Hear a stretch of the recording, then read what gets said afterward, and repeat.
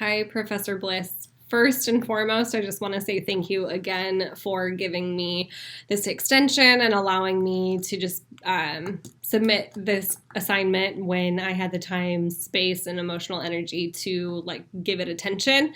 But I also want to name that I almost feel like I took advantage of your flexibility, so I apologize for that. But I appreciate you, especially in this last semester of grad school and just all the chaos that is life right now. So thank you again. I think that is such a great quality in a professor, so I appreciate you more than I could possibly say.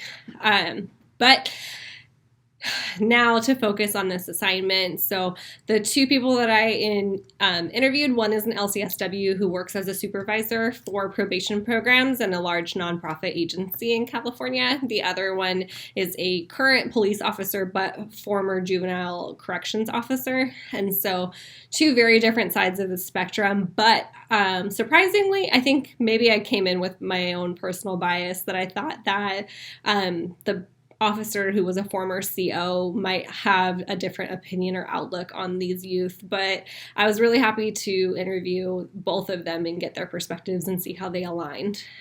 So the first individual that I interviewed, her name is Jennifer Lynn. She's an LCSW and graduated from UCLA in 2013 with her master's and has been working in the field ever since, and she's worked with juvenile probation for her entire career. She's currently a supervisor in Santa Clara County in California for 3 juvenile probation programs. The first one is PEI, which is Prevention and Early Intervention. The second one is SES, which is Support and Enhancement Services. And the third is Pro CSR, which is the highest level for youth that are at more ranch type facilities, so higher acuity and higher supervision rates. And so some of the barriers to services that Jennifer mentioned were lack of funding. Recently, the agency as a whole has had a shift in funding, so she doesn't have as many staff under her care as she used to, as well as a barrier currently is the COVID-19 pandemic. They don't have as many referrals, either because youth aren't getting in trouble as much or they're just being let go. It's hard to say or determine if they're not being referred to probation. Cultural considerations is a huge part of what is happening right now within the agency at Seneca. There's a huge focus on DEI, and that means not only with how the agency is delivering services, but how individuals who are receiving services are getting those services and how they interpret it. And so many of the population that Jennifer's staff work with are Latinx and Spanish speaking only. So a lot of the times there's a need for an interpreter, which can cause barriers and then frustrations. There can be miscommunications or nuances that don't get picked up because of language barriers.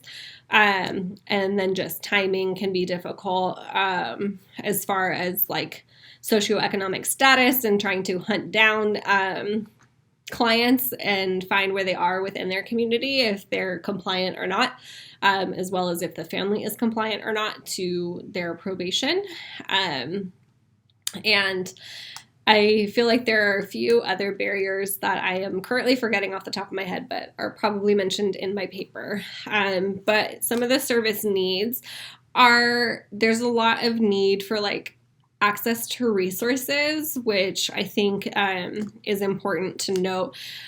That many of the youth that end up in the juvenile justice system are there because of a lack of access to resources or poor modeling of good behavior or gang involvement. And so it's definitely a complex issue that does not have a cut and dry approach to figuring out care.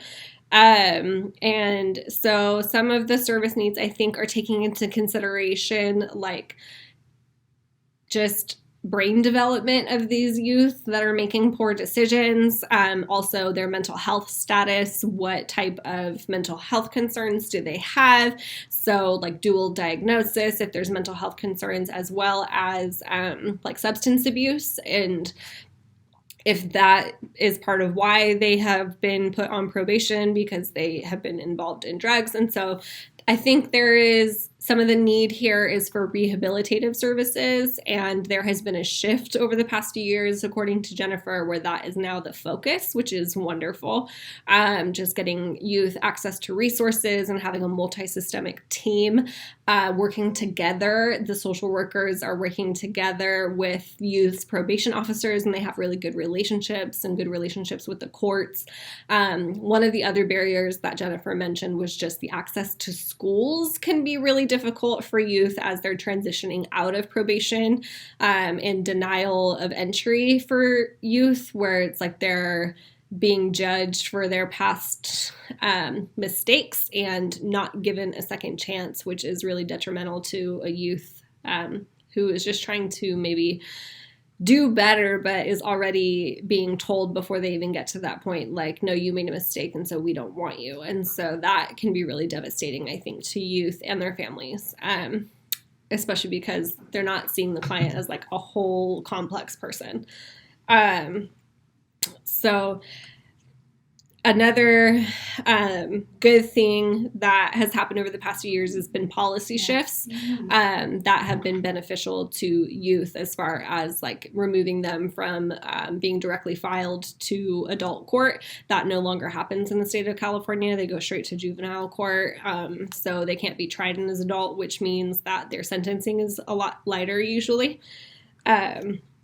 So that was from Jennifer's perspective, who's the LCSW and service provider. The other person that I interviewed, her name is Sarah, and to protect confidentiality, I won't be revealing her last name, but she works as a police officer in the department that I work at, and so she's been an officer for at least 5 years, and she was formerly a juvenile corrections officer in San Mateo County for, I want to say, about 8 years.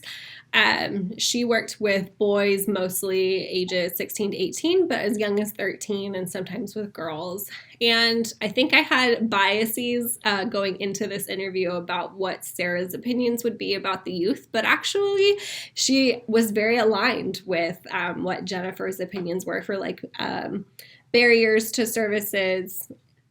And sorry, my dog is chewing something on the back, like in the background, so I apologize for being distracted. For like barriers to service were very similar as far as like access to needs. She had stated that like a lot of the time it was due to lack of resources, like the youth that were at the facilities needed needed their basic needs to get met, which is a lot of the time the reason why they were inspired to commit a crime in the first place, because they didn't have shelter or clothing or access to means or anything like that, or access to resources. So I actually found that to be a very interesting parallel, that like the service that she was providing as a CO was very much in alignment for probably the reasons or like underlying causes as to why youth were committing crimes in the first place, if you really like dig deeper and think about it. And so Sarah did say that accesses some service needs were those access to resources, and then barriers to utilization were just family not participating as much in the ongoing treatment or like showing up to court dates, because the youth could only do so much advocating for themselves while they were in juvenile hall. And so that was something that was really difficult. And so the facilitator of these service utilization programs was a lot of the times the probation department.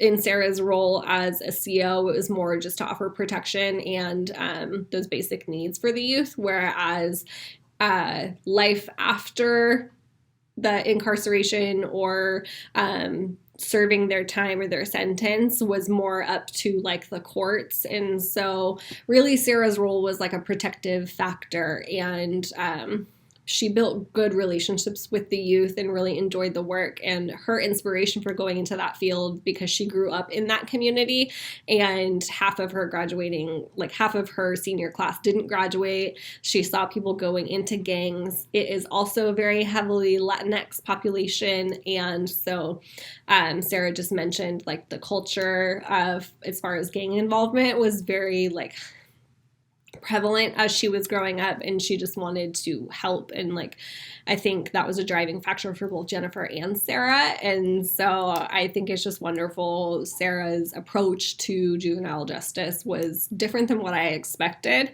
and aligns a lot for like making sure that the youth's needs were getting met. And recidivism was relatively low in the programs that Jennifer supervises.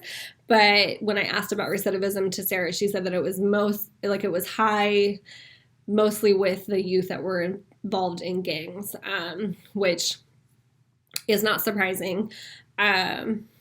So I really appreciated this opportunity of like interviewing two people on different sides, and seeing how their values actually really aligned. And so again, like, I just want to point out that I think that I went into this with my own personal bias of thinking of like, oh, Sarah's going to have a different opinion compared to Jennifer because they're on two opposite sides. But really, I think that's a divisive approach or like understanding to have.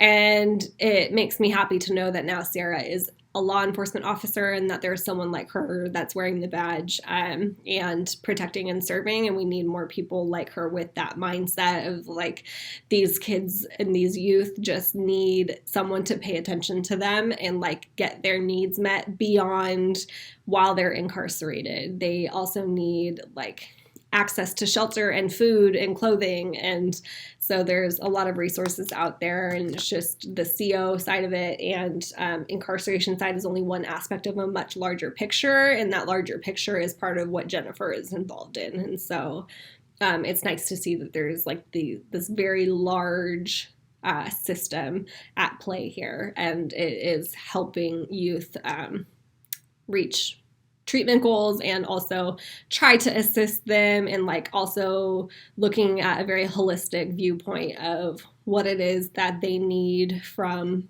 the providers that are helping them, and maybe also what they need or what they're lacking from people in their lives.